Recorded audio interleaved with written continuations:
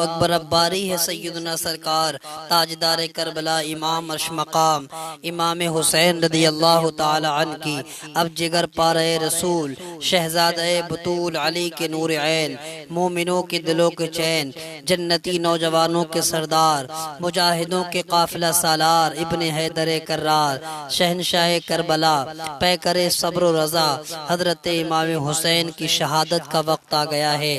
مجھے تو امام حسین کی شہادت 10 محرم الحرام کی صبح کو بیان کرنے کا حکم تھا، کیونکہ اب مفتی صاحب جلوہ گر ہیں اور میں رخصت ہو جاؤں گا۔ مفتی صاحب مابعد کربلا آپ کے سامنے بیان فرمائیں گے۔ میں آج اپنا کام پورا کر کے مکمل کر کے رخصت ہو جاؤں گا۔ اللہ اللہ، ان کے گھر میں بے اجازت جبرائیل آتے نہیں۔ قدر والے جانتے ہیں قدر شان اہل بیت، پھول زخموں کو کھلائے ہیں ہوائے دوست نے، خون سے سینچا گیا ہے گلستان اہل بیت۔ حوریں کرتی ہے عروسان شہادت کا سنگار، خوب رو دولہا بنا ہے ہر جوان اہل بیت۔ جمعے کا دن ہے کتاب زیست کی طے کر کے آج، کھیلتے ہیں جان پر شہزادگان اہل بیت۔ کس شقی کی ہے حکومت، ہائے کیا اندھیر ہے، دن دہاڑے لٹ رہا ہے کاروان اہل بیت۔ آپ افراتفری کا ماحول نہ بنائیں، لائٹ ہی گئی ہے لیکن آپ اپنے اندر کی لائٹ جلائے رکھیں۔ امام حسین کی محبت کا چراغ جلائیں، لائٹ کی پرواہ نہ کریں، انشاءاللہ وہ دوبارہ بہت جلد آئے گی۔ میں امام حسین عرش مقام کی شہادت پڑھنے لگا ہوں۔ ہاں کیا کہہ رہا تھا میں، کس شقی کی ہے حکومت، ہائے کیا اندھیر ہے، دن دہاڑے لٹ رہا ہے کاروان اہل بیت۔ خشک ہو جا خاک ہو کر خاک میں مل جا فرات، خاک تجھ پر دیکھ تو سوکھی زبان اہل بیت۔ فاطمہ کے لاڈلے کا آخری دیدار ہے، حشر کا ہنگامہ برپا ہے میان اہل بیت۔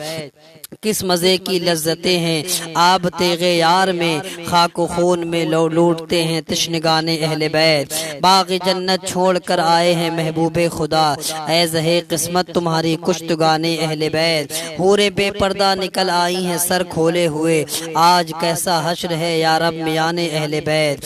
بے ادب گستاخ فرقے کو سنا دے اے حسن، یوں کہا کرتے ہیں سنی داستان اہل بیت۔ اب شہادت کی باری ہے سیدنا سرکار امام عرش مقام امام حسین رضی اللہ تبارک و تعالی عنہ۔ اب آپ کے دلوں میں جو تمنائیں ہیں، آپ کے دلوں میں جو التجائیں ہیں، اپنے اپنے دلوں میں جو منتیں لے کر آئے ہیں، تصور میں کربلا چلتے ہیں۔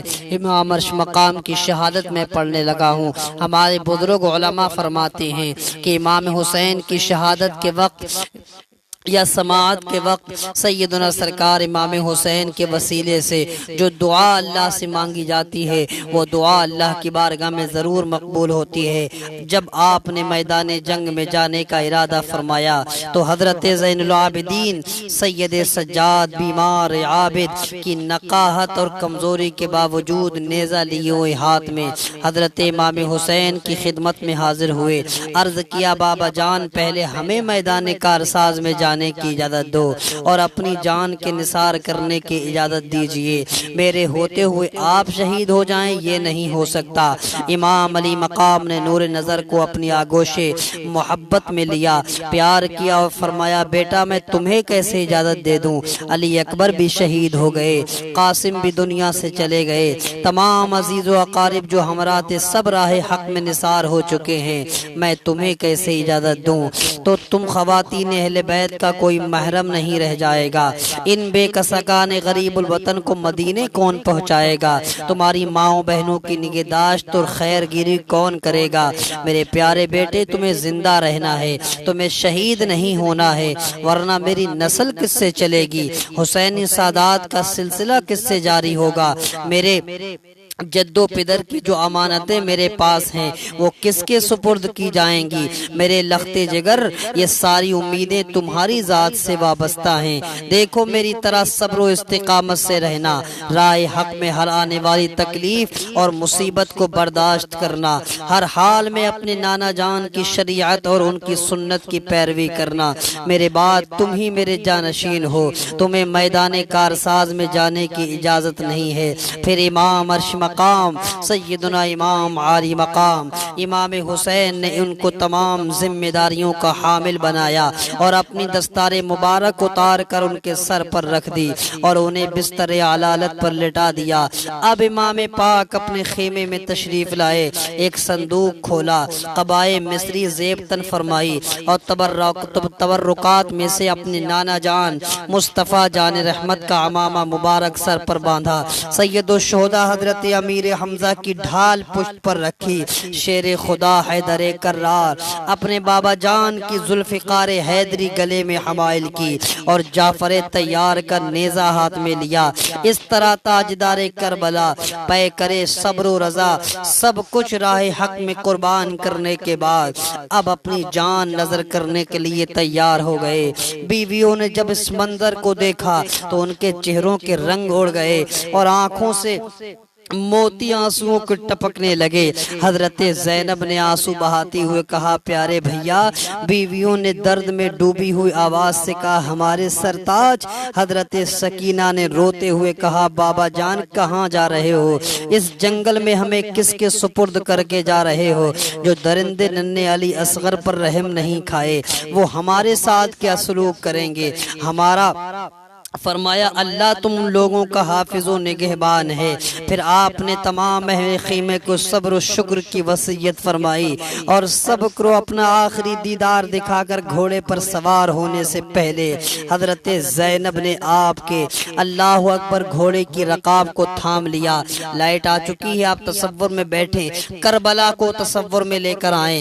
حضرت امام عرش مقام امام حسین رضی اللہ تعالی عنہ کے گھوڑے کے زین کو سیدہ زینب نے تھام لیا اور کہا، بھیا، جب بھی کوئی سواری کر کے گھوڑے پر سوار ہو کر جاتا تھا تو کوئی نہ کوئی مرد ان کی لگام تھام کر ان کو ودا کرنے کے لیے جاتا تھا، ان کو رخصت کرنے کے لیے جاتا تھا، لیکن بھیا آج ہمارے خیمے میں کوئی مرد نہیں ہے سوائے زین العابدین کے۔ ہاں بھیا، اگر آج کوئی مرد نہیں ہے، ہمارے خاندان کی یہ ریت رہی ہے، جب بھی کوئی جاتا تھا تو اسے چھوڑنے کے لیے کوئی نہ کوئی لگام پکڑ کے آگے کے لیے جاتا تھا۔ میں اگزامپل آپ کو دے دوں، جیسے مصطفیٰ جان رحمت معراج کی رات تشریف لے گئے تو لگام پکڑ کے آگے سیدنا جبرائیل علیہ السلام تشریف لے گئے۔ ہاں نانا جاتے تھے تو حسن و حسین لگام تھامتے تھے، بابا علی جاتے تھے تو آپ حسن تھامتے تھے اور آپ تھامتے تھے۔ بھیا آج اگر کوئی نہیں ہے، میں اپنے خاندان کی اس ریت کو اللہ اکبر ختم نہیں ہونے دوں گی۔ کوئی مرد نہیں ہے تو کیا ہوا بھیا، تمہاری بہن زینب ہے نا، جو اسلام کے اللہ اکبر اساس کو بچا کر لائے گی۔ یہی بہن زینب آپ کی لگام پکڑ کر آپ کو چھوڑنے کے لیے جائے گی۔ اللہ، فاطمہ کے لاڈلے کا آخری دیدار ہے، فاطمہ کے لاڈلے کا آخری دیدار ہے۔ حشر کا ہنگامہ برپا ہے میان اہل بیت، غریب الوطن اور بے قسم مسافروں کا دکھ رسیدہ۔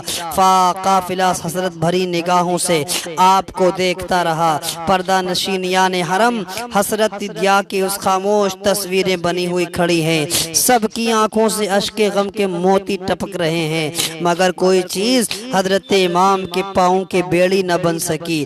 آپ نے سب کو خدا کے حوالے کیا اور دشمنوں کے سامنے پہنچ گئے۔ کئی دن کے بھوکے پیاسے ہیں، بیٹیوں اور بھائیوں اور بھتیجوں اور جانثار ساتھیوں کے غم سے نڈھال ہیں، بیٹوں کے غم سے نڈھال ہیں، اس کے باوجود پہاڑوں کی طرح جمی ہوئی فوجوں کے مقابلے میں شیر کی طرح ڈٹ کر کھڑے ہیں آپ۔ اور ایک ورولہ انگیز رجز آپ نے پڑھی جو آپ کے نسب اور ذاتی فضائل پر مشتمل تھی۔ پھر آپ نے ایک فصیح و بلیغ تقریر کی، اس میں آپ نے حمد و صلات کے بعد فرمایا، اے لوگو، تم جس رسول کا کلمہ پڑھتے ہو اسی رسول کا ارشاد ہے، جس نے حسن و حسین سے دشمنی کی اس نے مجھ سے دشمنی کی، اور جس نے مجھ سے دشمنی کی اس نے اللہ سے دشمنی کی۔ تو اے یزیدیو، اللہ تعالی سے ڈرو، میری دشمنی سے باز آ جاؤ۔ اگر واقعی خدا اور اس رسول پر ایمان رکھتے ہو تو سوچو اس خدائے شہید و بصیر کو کیا جواب دو گے۔ رسول کریم صلی اللہ تعالی علیہ وسلم کو کیا منہ دکھاؤ گے؟ بے وفاؤ، تم نے مجھے خطوط بھیج کر بلایا اور جب میں یہاں آیا تو تم نے میرے ساتھ ایسا برا سلوک کیا، مظالم کی انتہا کر دی۔ ظالموں، تم نے میرے بیٹوں، بھائیوں اور بھتیجوں کو خاک و خون میں تڑپایا، چمن زہرا کے ایک ایک پھولوں کو کاٹ ڈالا، میرے تمام ساتھیوں کو شہید کر دیا، اور اب میرے خون کے پیاسے ہو۔ اپنے رسول کا گھر ویران کرنے والو، اگر قیامت پر ایمان رکھتے ہو تو اپنے انجام پر غور کرو، اپنی آخرت پر نظر ڈالو، پھر یہ بھی سوچو کہ میں کون ہوں، کس کا نواسا ہوں، میرے والد کون ہیں، میری والدہ کس کی لخت جگر ہیں۔ انہی فاطمہ کا فرزند ہوں جس کے پل صراط پر گزرتے وقت عرش سے ندا کی جائے گی، اے اہل محشر اپنے سروں کو جھکا لو، اپنی آنکھیں بند کر لو، اور 70,000 حوروں کے جھرمٹ میں فاطمہ کا پل صراط سے گزر ہوگا۔ میں اسی فاطمہ کا لخت جگر ہوں۔ حضرت امام کی تقریر سن کر یزیدی لشکر کے بہت سے لوگ متاثر ہوئے اور ان کی آنکھوں سے آنسو جاری ہو گئے، لیکن شمر وغیرہ بدبخت خبیثوں نے کوئی اثر نہ ہوا ان پر، بلکہ جب انہوں نے لشکریوں پر امام حسین کی تقریر کا کچھ اثر دیکھا تو شور و غل مچانا شروع کر دیا، یا تو آپ یزید کی بیعت کر لیں یا تو جنگ کے لیے تیار ہو جائیں، اس کے علاوہ ہم کچھ سننا نہیں چاہتے۔ حضرت امام عرش مقام نے فرمایا، اے بدباطنو، مجھے خوب معلوم ہے تمہارے دلوں پر شقاوت اور بدبختی کی مہر لگ چکی ہے، تمہاری غیرت ایمانی مردہ ہو چکی ہے، لیکن میں نے یہ تقریر صرف اتمام حجت کے لیے کی ہے تاکہ تم یہ نہ کہہ سکو کہ ہم نے حق اور امام برحق کو نہیں پہچانا تھا۔ الحمدللہ میں نے تمہارا یہ عذر ختم کر دیا ہے۔ اب رہا یزید کی بیعت کا سوال، تو یہ مجھ سے ہرگز نہیں ہو سکتا، میں باطل کے سامنے سر نہیں جھکا سکتا۔ سیدنا سرکار امام عرش مقام امام حسین نے جب دیکھا یہ بدبخت میرے قتل کا وبال اپنی گردن پر ضرور لیں گے اور میرا خون بہانے سے کسی طرح باز نہیں آئیں گے، تو آپ نے فرمایا، اب تم لوگ جو ارادہ رکھتے ہو پورا کرو اور جسے میرے مقابلے کے لیے بھیجنا چاہتے ہو بھیجو۔ اللہ اکبر! بڑے بڑے مشہور بہادر جو شیر خدا کے شیر سے مقابلے کے لیے محظوظ رکھے گئے تھے، ان میں سے ابن سعد نے سب سے پہلے ایک بدبخت کو بھیجا حضرت امام حسین سے جنگ کرنے کے لیے، جو ملک شام کا نامی گرامی پہلوان تھا۔